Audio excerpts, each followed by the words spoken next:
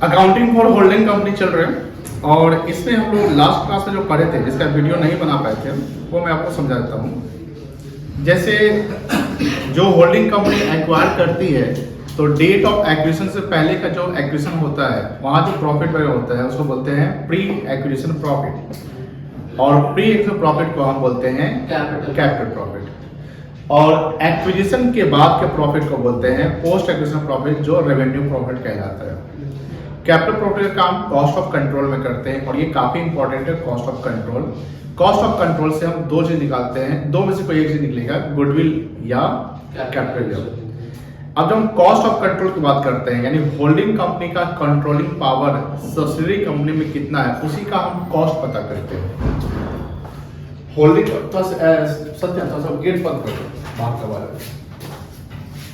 Holding company का जैसे cost of control जो हम निकाल रहे हैं, तो कॉस्ट मतलब लागत, कंट्रोल मतलब कंट्रोलिंग पावर। होल्डिंग कंपनी का सब्सिडरी कंपनी में क्या कंट्रोल है, उसकी क्या हमारी कॉस्ट है, उसको आइडेंटिफाई करने के लिए हम लोग कॉस्ट ऑफ कंट्रोल निकालते हैं। अब अगर गुडविल आएगा, इसका मतलब ये है कि गुडविल हमारे लिए एसेट्स है और कैपिटल हमारे लिए रिजर्व एंड सरप्लस का पार्ट है। कैसे कैलकुलेट करेंगे, यहां देखिए हमने इन्वेस्टमेंट कितना, ये investment by holding company in subsidiary company दिखेगा। जैसे मान लो कितना का शेयर कर दें, 10 करोड़ का, 50 लाख का, 10 लाख का, 17 लाख का, 20 लाख का, जो भी इन्वेस्टमेंट, ये इन्वेस्टमेंट कहां दिखेगा, ये इन्वेस्टमेंट आपका दिखेगा होल्डिंग कंपनी के बैलेंस शीट में। कहां दिखेगा, होल्डिंग कंपनी के बैलेंस शीट में। अब इन्वेस्टमेंट है तो ये एसेट साइड दिखेगा एनसीए में, कोई दिक्कत नहीं है, नॉन करंट एसेट्स उसमें, यानी हमने कितना इन्वेस्टमेंट कर रखा है। अब ये हमको कितना मिल रहा है, ये हमने पूरा लगाया पैसा, ये हमारा लगाया हुआ पैसा है और इन रिटर्न मुझे ये मिलने वाला है। क्या मिलेगा, शेयर कैपिटल सब्सिडरी कंपनी में कितना है मेरा, अगर 70% है तो शेयर कैपिटल सब्सिडरी कंपनी का 70% निकालेंगे, पूरा नहीं, क्योंकि 30% माइनॉरिटी वाले का है।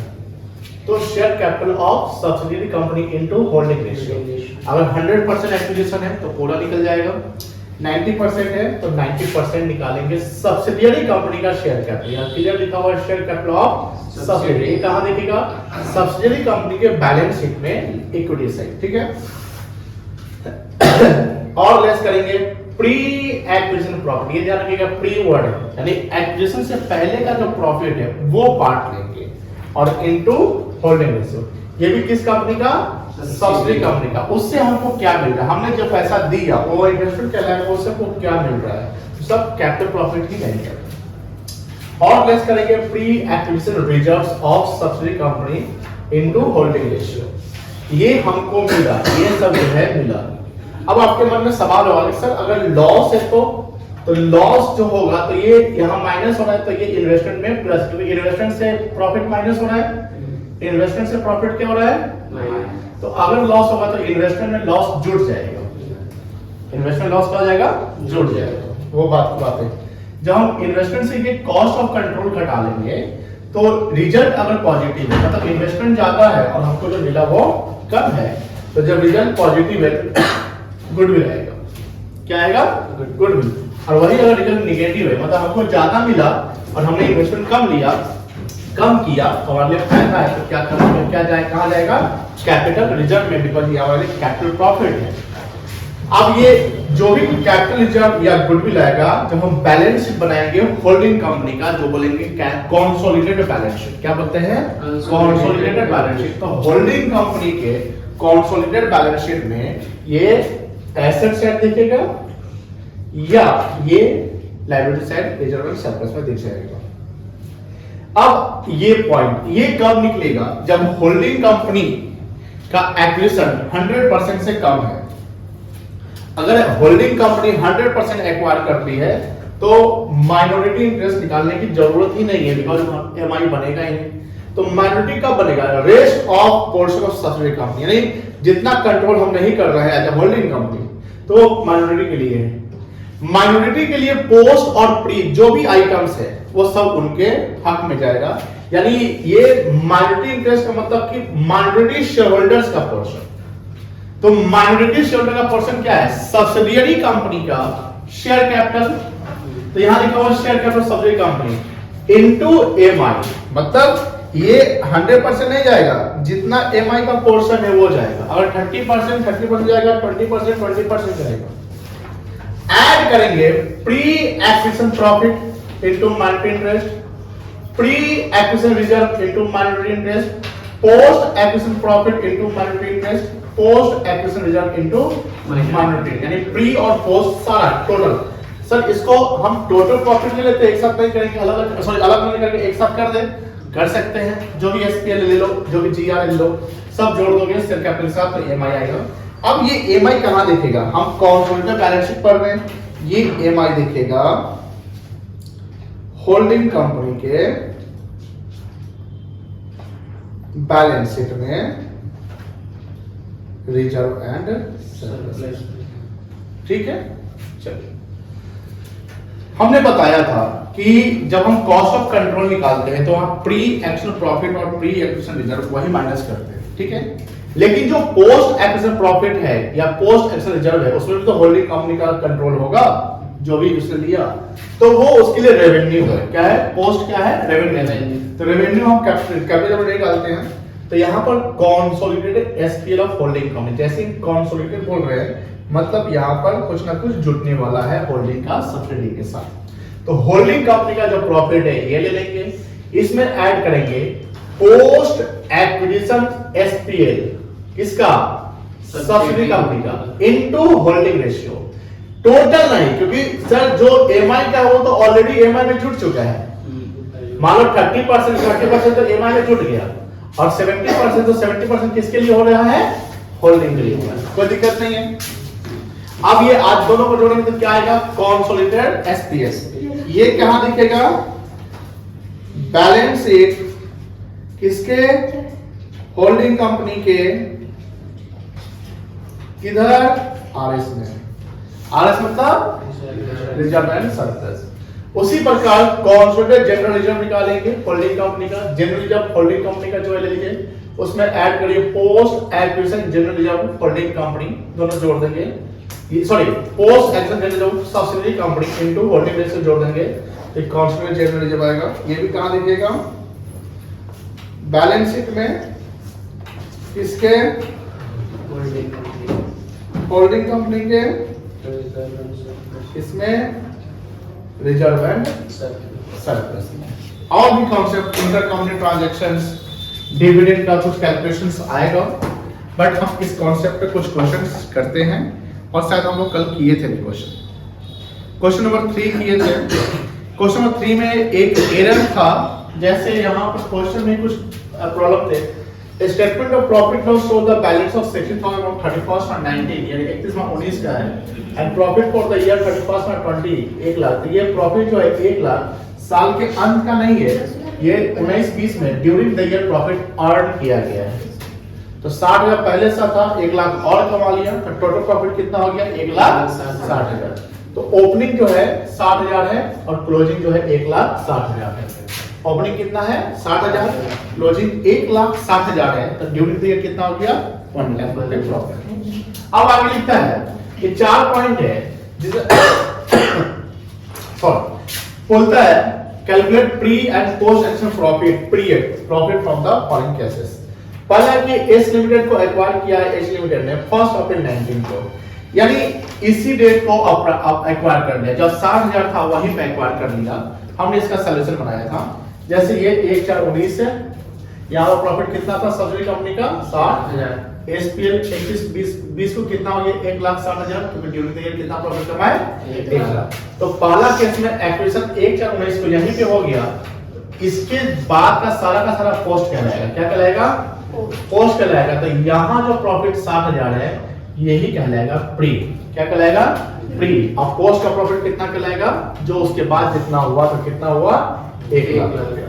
तो प्री एक्स प्रॉफिट हो गया 60,000 और पोस्ट कितना हो गया? 1 लाख रुपए।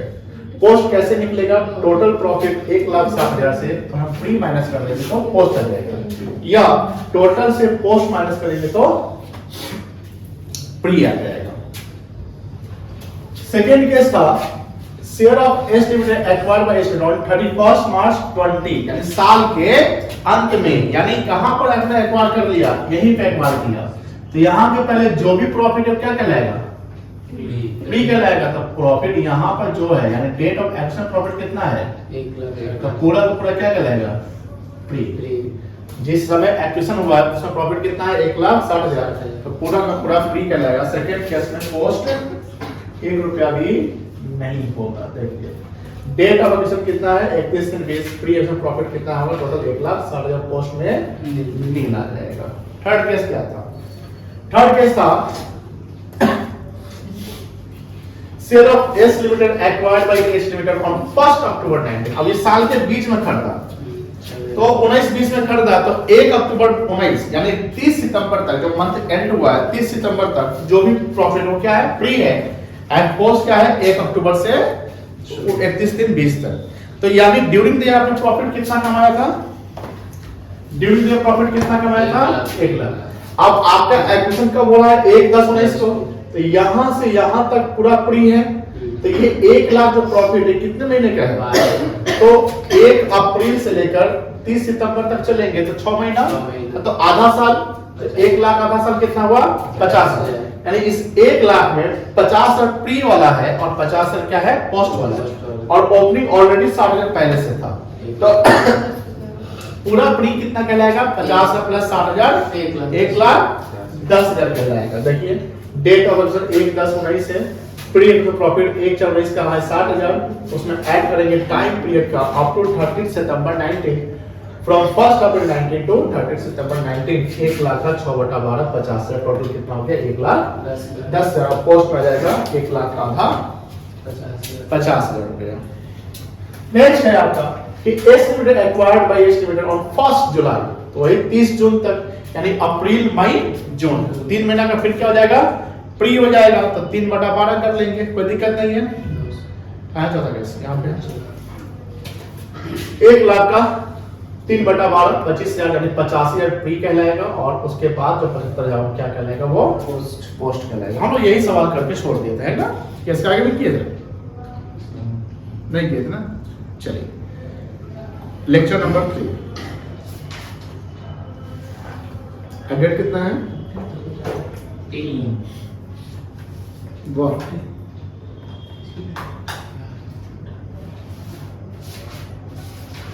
थर्ड नंबर 23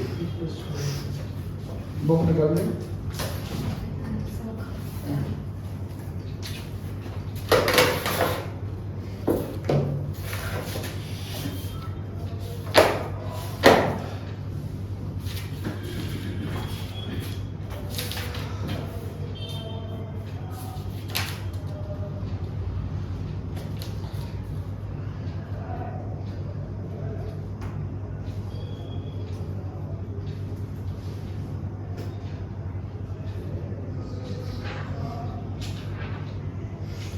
हम लॉन्ग क्वेश्चन करेंगे।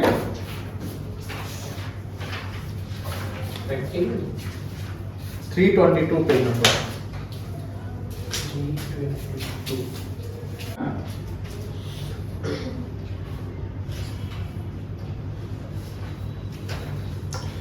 From the balance sheet of H limited and S limited, इसमें होल्डिंग कंपनी कौन है? H limited. कैसे पता चल गया आपको? कुछ भी एच लिखो, आप बोले तो पूरा करके नहीं, यही करो ना। अब एच पर होल्डिंग होता है, ऐसे मत थोड़ी होता है। आपको पढ़ना पड़ेगा कि इन्वेस्टमेंट किसने किसने किया है। ऐसे तो एच नहीं होगा यहाँ पर, क्योंकि इन्वेस्टमेंट एच किया हुआ है। बट आपको भी एच पर होल्डिंग नहीं समझ लेगा।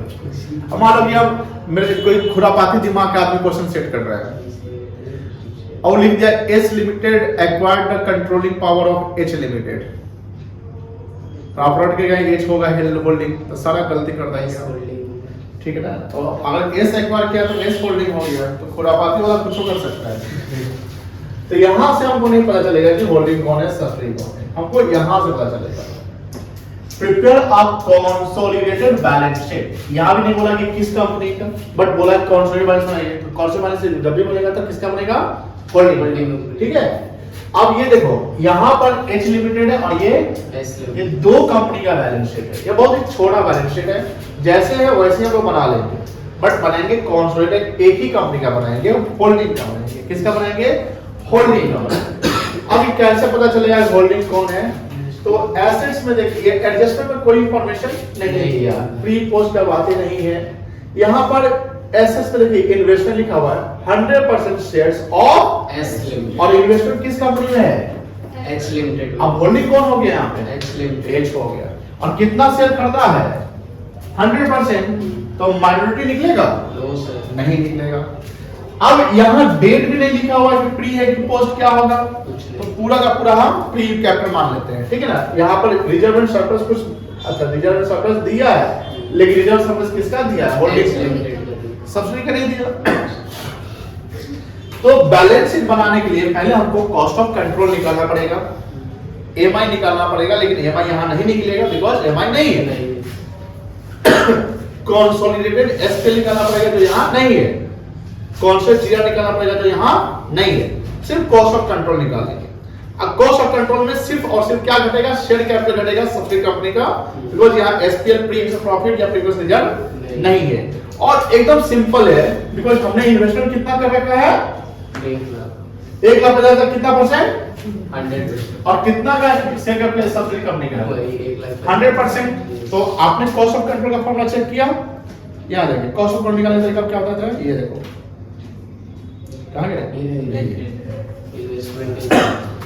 इन्वेस्टर इन सब्सिडी कंपनी तो लिखेंगे investor in S limited 1,50,000 less share capital of subsidy company into 100% 1,50,000 नील आ गया, नो गुडविल नो कैपिटल। अब बैलेंस शीट बनाएंगे तो देखो ध्यान से यहाँ एलिमिनेट क्या क्या होगा, जब कंसोलिडेटेड बैलेंस शीट बनाएंगे तो दो चीज एलिमिनेट हो गया है।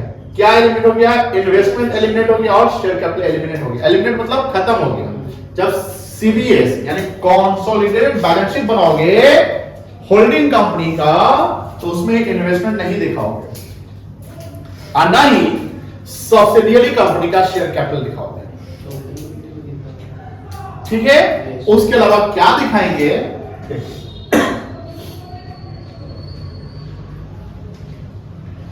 ये बैलेंस शीट कैसे बनेगा,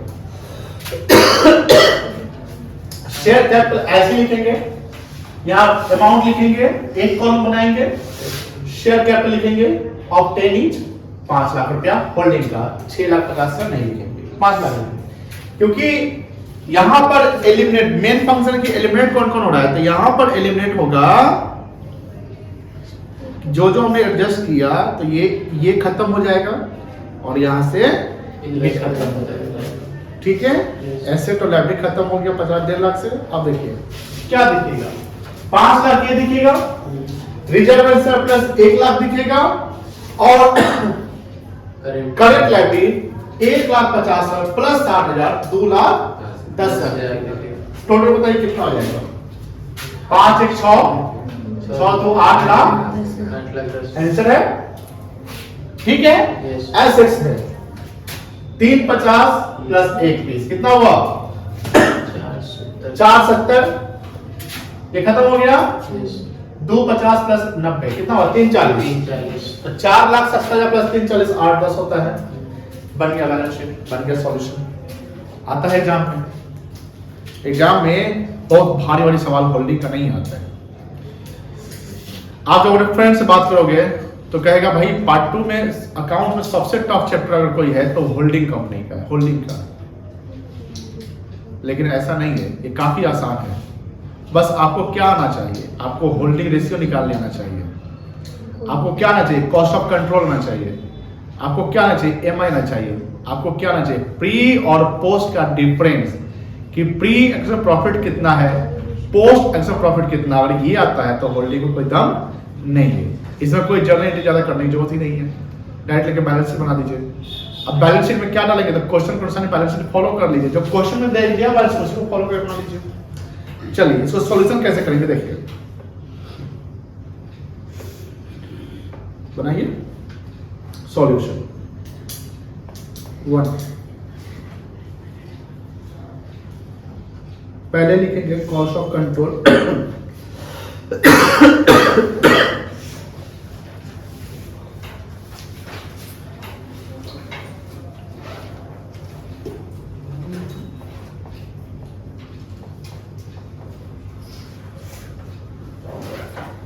इन्वेस्टमेंट इन एस लिमिटेड 1,50,000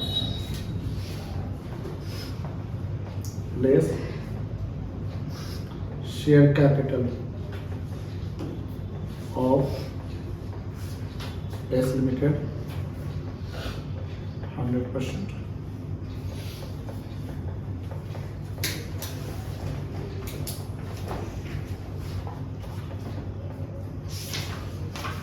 नहीं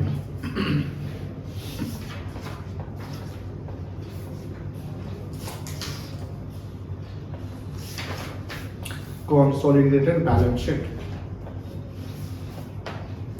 of डेट भी नहीं दिया था क्या?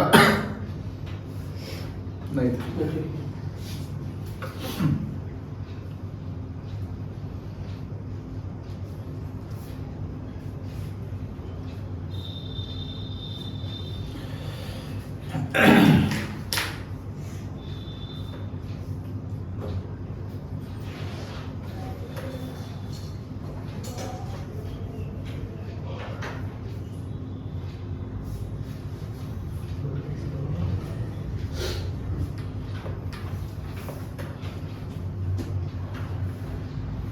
अच्छा एक कॉलम और बना लीजिएगा, नोट नंबर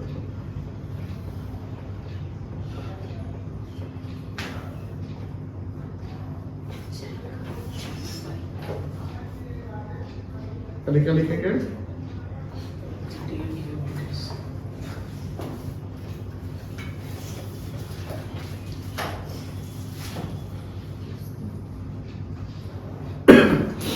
थोड़ा सा सजा दीजिएगा अपने तरीके से।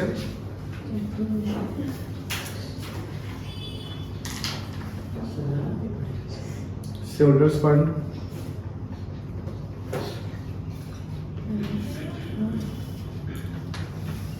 शेयर कैपिटल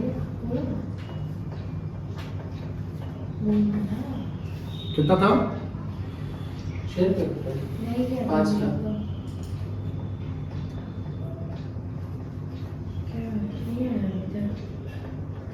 अभी तक नहीं आया। चली जाओ 1 लाख। चली जाओ। रिजर्व सर कितना था? 1 लाख।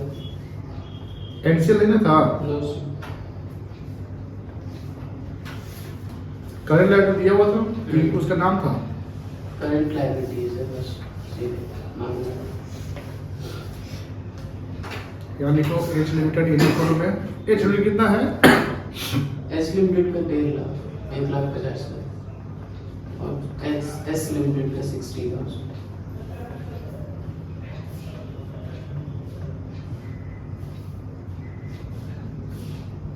2 लाख 10 बस? कितना है ये? 8 लाख।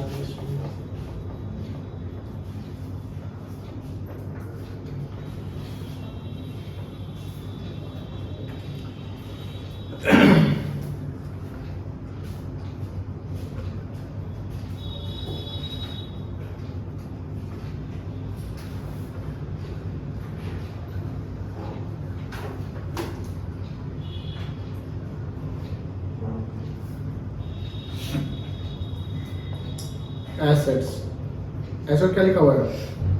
Fixed assets. लिखिए नॉन करेंट एसेट्स।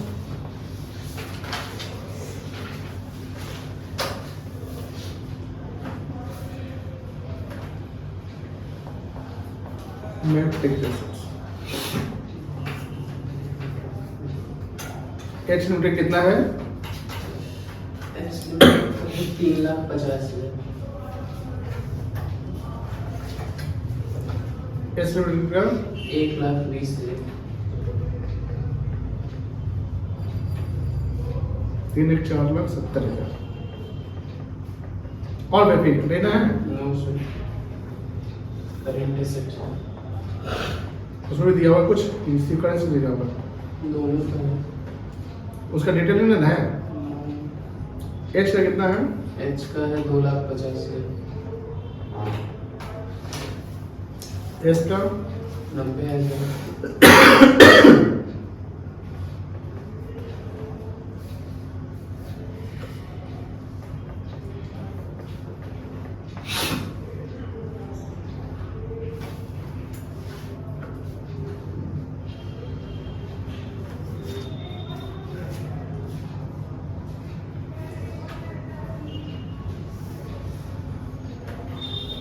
कितना हो गया 8 लाख 10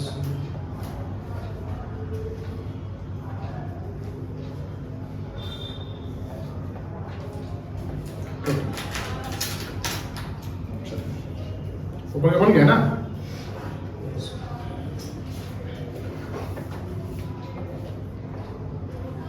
अरे क्या हो गया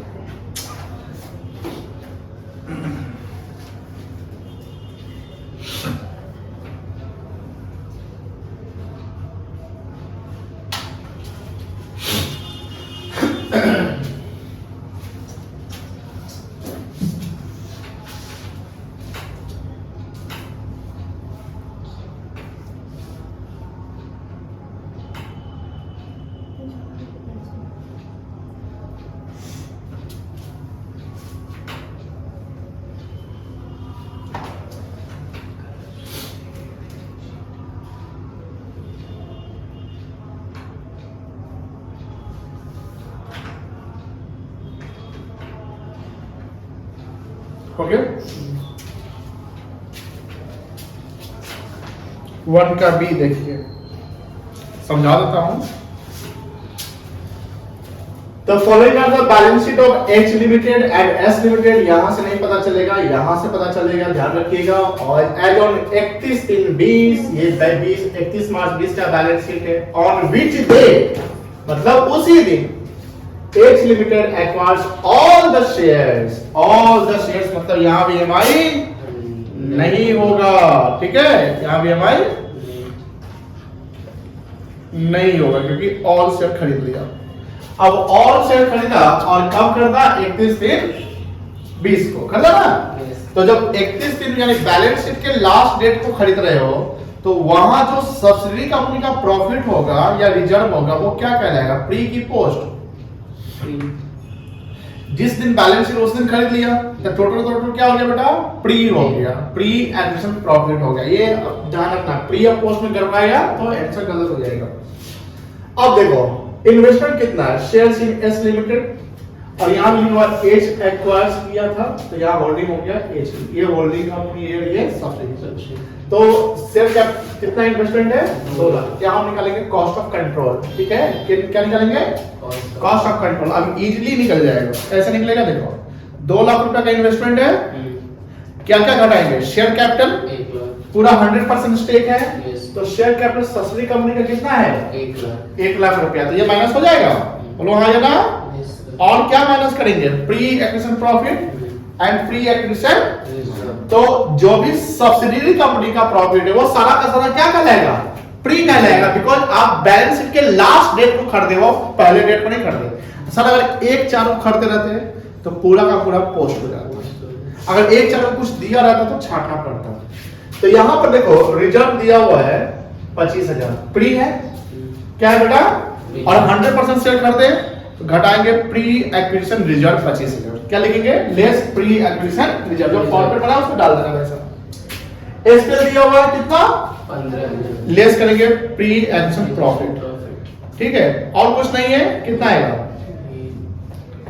घटाओ 2 लाख से ये घटाओ 1,40,000 हुआ ना ये, तो 2 लाख से 1,40,000 घट गया तो कितना आया 60,000। इन्वेस्टमेंट ज्यादा है कि कम है, इन्वेस्टमेंट ज्यादा तो क्या आएगा गुडविल आएगा। अब गुडविल आएगा तो गुडविल कहां दिखेगा बैलेंस शीट में, होल्डिंग कंपनी के एसेट साइड की लाइबिलिटी साइड, एसेट साइड दिखेगा, कोई दिक्कत नहीं है।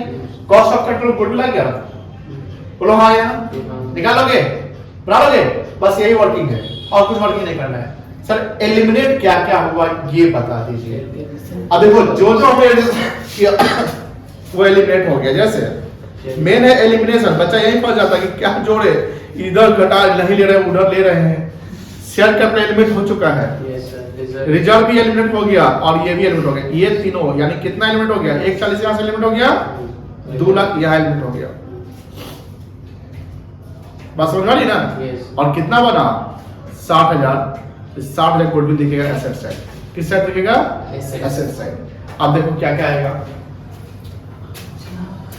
हम जब सीडीएस बनाएंगे, कंसोलिडेटेड बैलेंस शीट बनाएंगे, ध्यान रखिएगा शेयर कैपिटल 5 लाख लिखेंगे। कितना लिखेंगे, 5 लाख। ध्यान रखिएगा 5 लाख कौन लिए बना देते हैं।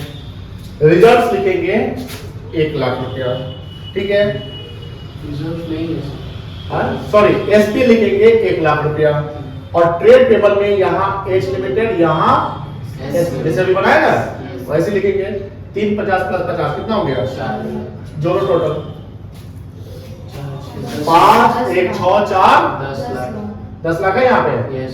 अब एसेट साइड मिला लो, एसेट साइड यही ऐसे ही करो। नॉन करेंशियल में सर्विसेज लिखना 750 प्लस 190 कितना हो गया, 840 940 हो गया। और 60,000 यानी वो गुडविल, नॉन करेंशियल में गुडविल लिखोगे 8 टाइम्स 60,000 गुडविल। आगे आंसर बना लोगे, होमवर्क से।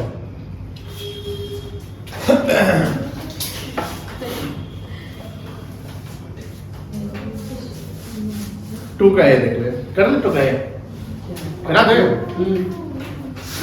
टू का करा देते हैं। एम आई आने वाला है। H limited acquired, H limited acquired कितना परसेंट, 80%। अब एम आई कितना परसेंट होगा, 20%। ऑफ एस लिमिटेड फॉर 80,000, ये इन्वेस्टमेंट है। ये क्या है, अब ये बैलेंस शीट में नहीं दिख रहा होगा। देखो ये एसेट साइड है, आप बैलेंस शीट ऐसे नहीं बनाएंगे, बैलेंस शीट ऐसे बनाएंगे, ठीक है। जो अभी बैलेंस शीट बनाया ना वैसे बनाइएगा एग्जाम में, चाहे क्वेश्चन ऐसे क्यों ना आ जाए। पीछे हां, क्योंकि कंपनी का बैलेंस शीट हॉरिजॉन्टल नहीं बनता है, वर्टिकल होता है। क्या बनता है, अब ऐसे बना के गया तो नंबर नहीं मिलेगा, मिलेगा हो सकता है नोट कट जाए। और वैसे बनाइएगा तो पूरा 20 में 20 भी आ सकता है। चलिए, तो इन्वेस्टमेंट 80,000 हो गया, 80% के लिए है बेटा। अब देखो from the following information prepare a constant balance sheet. यहां किस डेट को खत्म नहीं लिखा हुआ है, तो पूरा पूरा प्री लेके चलिए। अब यहां भी कैसे बनाएंगे देखो, ओरली करो। इन्वेस्टमेंट कितना है, 80, तो 80,000 कॉस्ट ऑफ कैपिटल में आ जाएगा इन्वेस्टमेंट। अब शेयर कैपिटल कितना परसेंट घटाएंगे, 80%। 80% घटाएंगे। होल्डिंग रेशियो कितना है, 80%। अब देखो share capital of subsidiary company कितना है, 1 लाख। 1 लाख 80%, 80,000। 80,000। कोई रिजर्व है तो गुडविल आएगा, नहीं, कैपिटल आएगा, 2 से नहीं आएगा। बात खत्म हो गया। अब देखो क्या क्या एलिमिनेट हो गया यहाँ पे। 80,000 इन्वेस्टमेंट खत्म हो गया, यस सर। और शेयर कैपिटल में 80,000 इसका खत्म हो गया। अब एमआई निकलेगा, क्या निकलेगा, एमआई 20% के लिए। या कोई रिजर्व नहीं है तो शेयर कैपिटल का 20% निकाल लो, एमआई कहीं है, एमआई 20%। अब इस एमआई को कहां दिखाएंगे, हमने बताया है रिजर्व एंड सरप्लस में दिखाइएगा। कहां दिखाइएगा, रिजर्व एंड सरप्लस में दिखाइएगा। तो खत्म हो गया, कॉस्ट ऑफ निकल गया। अब हम लोग बैलेंस शीट बनाते हैं, और यहां से इन्वेस्टमेंट खत्म हो गया। कितना बेटा, तो ये खत्म, हम खत्म करा दिए। अब बैलेंस शीट बनाएंगे तो कैसे बनाएंगे, शेयर कैपिटल कितना दिखेगा, 4 लाख। और जोड़िए एमआई कितना दिखेगा, कितना आ गया, 4,20,000। एलटीवी 80,000 दिखेगा, कितना हुआ, 5 लाख। और ये जोड़ देंगे 5 लाख प्लस 1,60,000 कितना हुआ, 6,60,000। मिल गया। Yes sir. ठीक है, एसेट लाइबिलिटी साइड हो गया। अब एसेट साइड में 380 प्लस 80 कितना हुआ, 460 और करेंट से दोनों को जोड़ दो, 2 लाख 4 2 60 बन गया। बना लोगे, यस हैं बना रहा है प्रॉपर इक्वेशन से। 2 का ए हम बता दिए, 2 का बी मेरे बिना बताए बनाइएगा। और इक्वेशन कहां से बनाइएगा दिखा देता हूं।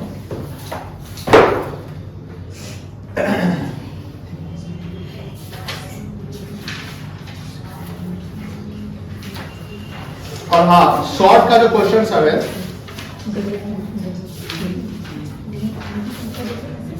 क्या छोड़ो शॉर्ट क्वेश्चन, 8 क्वेश्चन है। शॉर्ट का छोड़ो।